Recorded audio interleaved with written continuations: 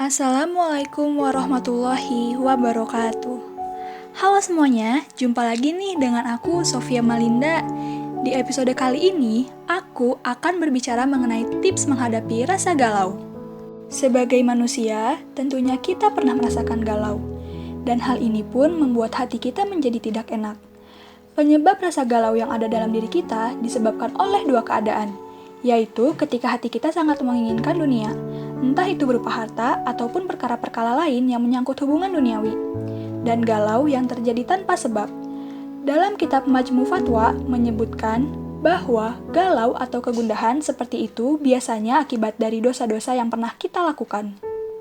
Jadi, bagaimana sih caranya mengobati rasa galau itu? Rasa galau yang menyumpai hati kita bisa terobati dengan banyak beristighfar kepada Allah Subhanahu wa Ta'ala. Di saat hati kita tidak tentram dan hati kita tidak tenang tanpa sebab, biasanya diakibatkan oleh dosa-dosa yang pernah kita lakukan atau dosa-dosa yang pernah kita pikirkan. Maka, dengan beristighfar kepada Allah Subhanahu wa Ta'ala, kita banyak memohon dan bertaubat kepada Allah, insya Allah akan hilang kegalauan tersebut. Nah, sekarang ada beberapa tips nih yang bisa kita lakukan ketika kita sedang galau. Di antaranya yaitu, yang pertama, banyak berzikir kepada Allah, karena tidak ada sesuatu yang bermanfaat untuk hati yang galau dari berzikir kepada Allah. Karena dengan berzikir itulah hati menjadi tenang dan tentram. Allah Ta'ala berfirman, ketahuilah hanya dengan berzikir kepada Allah, hati menjadi tenang dan tentram. Quran Surat Ar-Ra'd ayat 28. Yang kedua yaitu memperbanyak baca Quran, karena Al-Quran adalah obat apa yang ada di dalam hati. Allah berfirman dalam surat Yunus ayat 57, wahai manusia, telah datang kepada kamu peringatan dari Rabb-mu, dan penyembuh apa yang ada di dalam dadamu, dan petunjuk serta rahmat bagi orang-orang yang beriman. Itu berarti Al-Quran adalah penyembuh, sedangkan galau, gundah gulana, itu merupakan penyakit hati. Maka Al-Quran disebut oleh Allah sebagai penyembuh apa yang ada di hati.